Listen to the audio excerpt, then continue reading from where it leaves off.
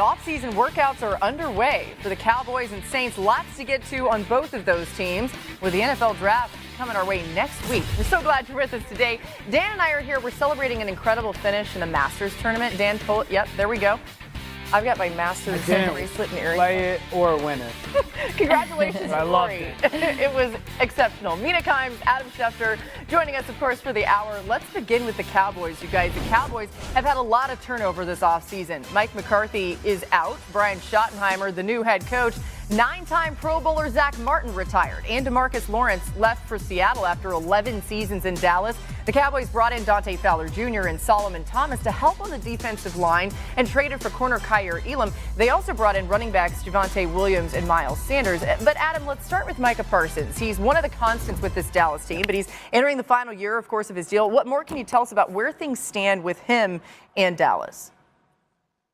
Well, interesting today, Laura, the fact that he was in attendance for the first day of the voluntary off-season workout program, because he wasn't always there in much of the parts of the last two off seasons. But today, on the first day that Brian Schottenheimer really takes over coaching his team, Micah Parsons was there. And I think it's reflective of the ongoing conversations that the two sides have had this offseason, or should we say that Micah Parsons and Jerry Jones have had this offseason, where it seems like it's tracking at some point for the two sides to be able to get a deal done. There's no reason that the Cowboys shouldn't be able to get a deal done with Micah Parsons at some point this offseason. Don't think there's very much new there right now, but I think there has been some progress. There's a good feeling on both sides, and there's a belief that this deal can and eventually will get done for both sides. Both sides need it to get done, and it certainly sounds like it has a real chance to get done this offseason. And the fact that Micah was there, I think, is a positive sign. Yeah, Adam, I feel like all of us have been part of those conversations because they've happened via the media in a lot of ways, too. But, Dan, let's go to the other side of the ball, okay? What are your expectations for this Dallas offense in the first year under new head coach Brian Schottenheimer?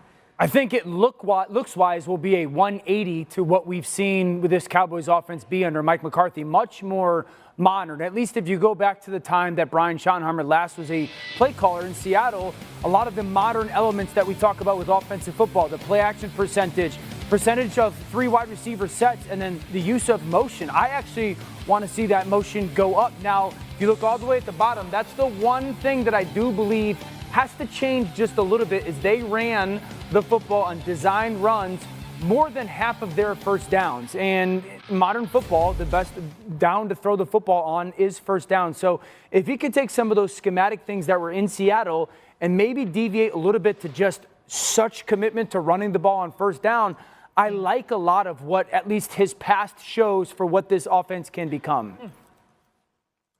Yeah, I think it's been really fascinating, Dan, because when you go back to when he was an offensive coordinator in Seattle, it felt like there was a little bit of a push and pull between him and the head coach, Pete Carroll. You alluded to the fact that, they ran the ball on first down. I wonder how much of that was Pete, who loved running the football. How much of it was Schottenheimer? I think we're going to find out now that he's got his chance to completely run the show in Dallas. I agree with you, though, about the nature of the offense. It also reflects how he talked about it when he was introduced. And I think it's something that they can execute with a few additions. One thing I like about the makeup of this offense right now is that they have a very young offensive line, and they've invested a lot into it in recent years. Yeah. So they're making a bet that they can get development out of those young players, many of whom got a chance to play last year. And I like that approach to team building. They got to add a wide receiver. They also have to add a running back. And I actually really love where they're picking in the draft for those needs. A common name who you hear associated with him, if Tedero McMillan is gone, is Matthew Golden. Dan talked about the motion, the play action. Having somebody with that sort of speed to line up at the Z receiver outside of CeeDee Lamb, I really like that pairing, especially in the context of the offense you described. I like both of them receiver-wise in Dallas. I actually think Dallas should take a first-round wide receiver at number 12. McMillan, completely opposite skill set and body frame than CeeDee Lamb. I like the Golden element and something, Mina, that he's done at Texas. When I go and look at that graphic that we put up about Schottenheimer, that second level was the 3 wide receiver sets. They were top 10 in the NFL. You can't do that right now in Dallas. Yeah. So that's not only a need for them, but it's also like the schematic way that Schottenheimer, at least in his past, again, wants to play football. Be interesting if they do end up going wide receiver with that pick in the first round. Yeah. McMillan is I think they big should. body. He can win in matchups, and then you've got Golden, who's just so fast, and he's a big play guy too. All right, so we did know, Adam, that Dak Prescott is feeling healthier. What's going on with his status right now? Yeah. Well, he feels like he's recovered from that hamstring injury that ended last season. And he feels like if they played a game today, which they're not, he could play in that game if they had to. Now, they'll manage it here during the offseason, and they'll treat it with great care and caution as they have. But Dak Prescott is trending the right way, and he's going to be full go, ready to go for the start of training camp this summer. So that is all very encouraging for the Dallas Cowboys, the fact that Dak Prescott has recovered the way he has. All right, we'll leave that here. Keep an eye on the Cowboys for sure. But let's go to the Saints, whose offseason workouts also begin today. Derek Carr is dealing with a shoulder injury. More injury updates from Adam. What more can you tell us about Carr's injury and what it means for the Saints QB room, Adam?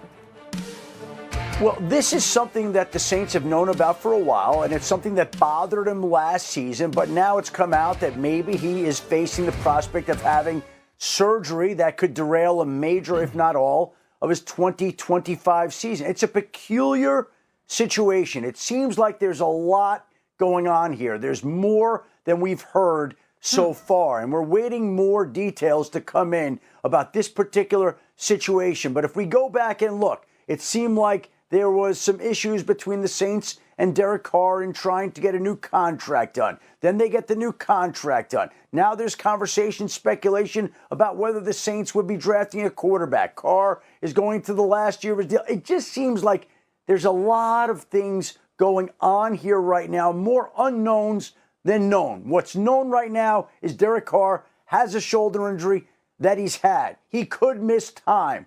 And now we wait to see what's causing that, where it goes, what happens. A lot to still be determined in this particular situation. When Adam frames something that way, it means, okay, pay attention to this. Watch this. Something's happening there. I mean, with what we know right now, should the uncertainty around Carr's health impact what the Saints do early in the draft?